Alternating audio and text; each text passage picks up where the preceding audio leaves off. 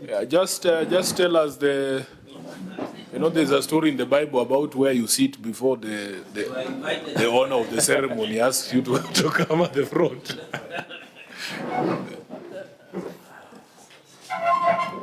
Yeah, I think that is much better. That's much better. That's your seat.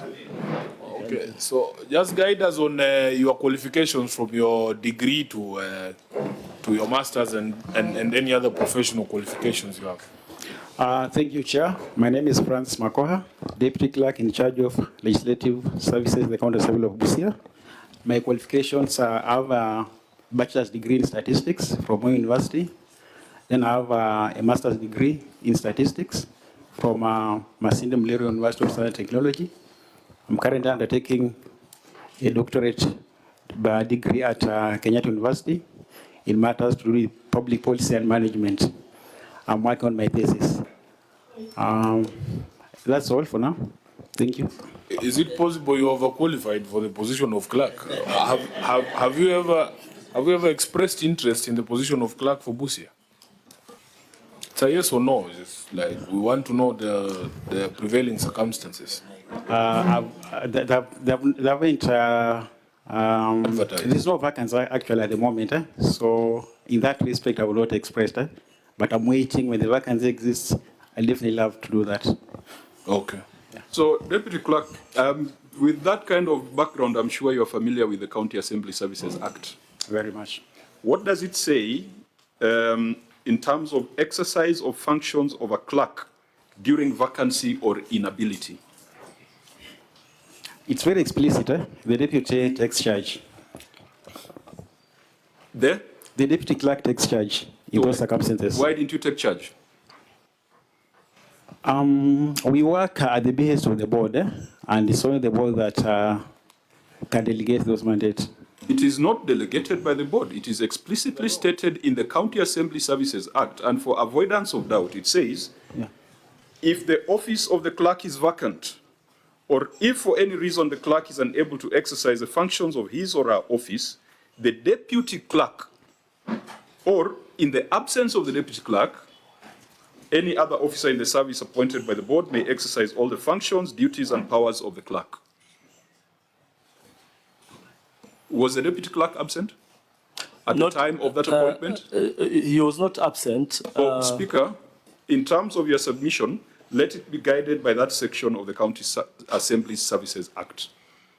Well, that is our compass. Well guided. So, can you explain to us why you skipped that gentleman there, rendered him a ghost worker, and picked someone else to perform functions that he is, by statute, required to undertake?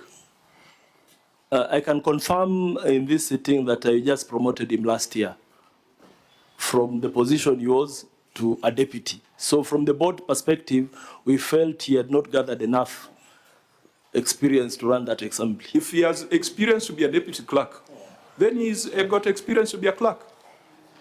Surely, Speaker, in all due respect, I think cut your deputy some slack. For you to make him a deputy clerk, what you are saying is, in the event that there is a vacancy in the office of the clerk, he should be able to step in and perform the functions of the office. Because now what you have done is, now he is getting instructions from an acting clerk, and he's a substantive deputy clerk. That's not fair. Well guided. You said which one came earlier? Is it the appointment of the finance officer to the deputy clerk, or the promotion of the substantive deputy clerk? Substantive came a bit earlier. I think there was a difference of about 2 or 3 months. Then you skipped him, then you got the finance officer. We don't know these individuals, and luckily, we have not, personally, have not interacted with any of them in my stay in Busia. So I'm not canvassing for somebody. I'm just referring to the law. Well guided. Because the other mischief that happens in county assemblies is that one day, and I hope not, the assembly may impeach the speaker. And then, once the speaker is impeached, the assembly selects an MCA to chair the board. It has happened. Yes. And yet, the law requires that in the absence of the speaker, The deputy who is the speaker. chair of the board, it is not the deputy speaker. It is the vice chair of the board who takes over. Or is it in your understanding? No, I agree with that. Yeah? Yeah. So we must be loyal, we must pay fidelity to the law. Otherwise, it's going to invite a lot of problems. And I hope that that scenario is not going to play out in Busia. It has played out in my county, where the speaker is impeached, and then the members gang up to find another member to chair the board. And then during that period, there's a lot of looting and bad things that happen. And yet the law requires the vice chair of the board to be the one to take over. So please, we must emphasize Chair, that. luckily for us, we are politicians. So we can pick up signals of what is happening and what is going on. They might not want to say it because it's very difficult for some of these interested parties to express themselves freely when their bosses are seated there. You will leave Busia tomorrow, Chair, but he has to remain here and to deal with the consequences of the proceedings here. So I think we leave it at that. But maybe one just in a minute. So Speaker, what you are telling us is that you sat, these deliberations was not done you alone. You sat as the County Assembly Service Board and you decided that the acting clerk should be the current director. Number Finance, two, the director of finance. So it was a board decision, number one. Number two, so that you answer both, is I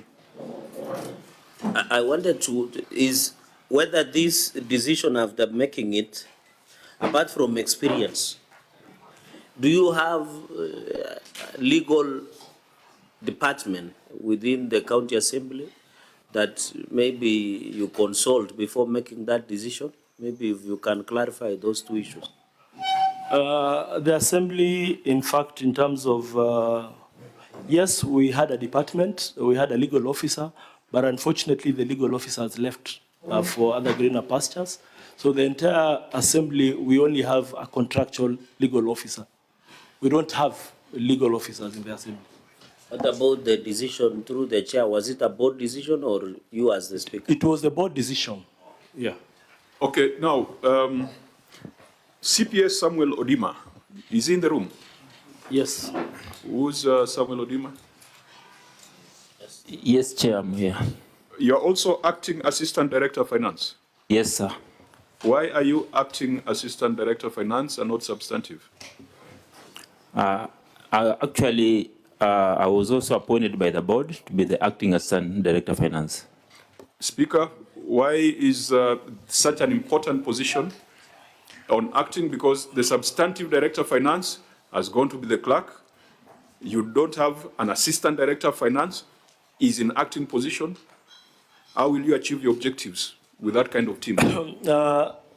Chair, there's an audit report, the one that we dealt with you at the Senate back there. The recommendation that time from that report and what the House passed that time was to put the officers, two of them, out of office as investigation go on. Apparently, when Rambo, Director of Finance, left and the clerk that time, the entire department, we did not have any person qualified to be an accountant. So the only thing that we could do that time, because we have a ceiling within the assembly, the employees are overemployed. We sourced expertise from the executive. We actually wrote a letter to executive requesting that they second for us officers to the assembly. It applied to him and also to the internal auditor. So Mr. Odima is seconded from the executive? From the executive. It means that in the entire establishment, you have only one CPA? One. Only one CPA? And one, no lawyer, no auditor. You don't have a lawyer and you are a legislature. That is the scenario we are in. You don't have an auditor and you are an oversighting body. That is the scenario we are in. You don't have a CPA and yet you're supposed to scrutinize fiscal strategy papers, budgets, and reports of the Auditor General. Unfortunately, that's the scenario we are in. So who have you employed? Are you just employing people to play football for the assembly team? When we joined the assembly, sir, the capping of the assembly given to Busia and I think other assemblies is 100 staff. Let me ask you, Speaker. We have seen other county assemblies appear before our Budget and Finance Committee to discuss the question of ceilings. Chair, I've seen ceilings being raised, including for my county in Nairobi. Have you come to the Senate to ask or request for that? Yes, we've done that. Our ceilings have always been raised based on by CARA. When we have a discussion with them, we've never had a problem with that. The problem that I have... Point of information, the ceilings, oh yes, you're right, CARA. I thought you were saying CRA. No, but CARA. The ceilings, that decision is made at the Senate. Okay, but we've always received equivalent to the way the other assemblies get. The problem that we have here, we had an overstaffing. The first, I think, assembly employed 150 people against a ceiling of 100. And that 100 or 150 people, all those people, they lacked requisite skills. That is the scenario we are in. Because, like, for example, I have 11 drivers with 2 vehicles. Naweza ongezewa maji.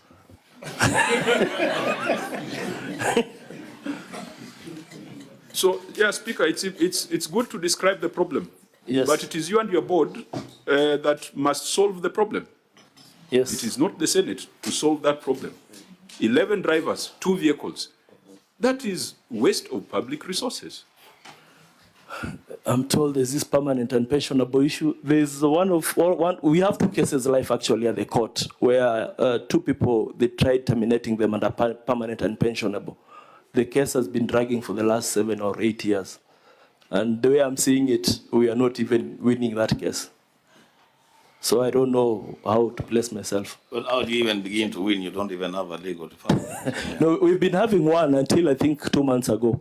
Okay. Just one person. And you know, one person serving an entire assembly is also not easy on legal issues. Chair, maybe, so what is, when you say you have 2 vehicles and 11 drivers,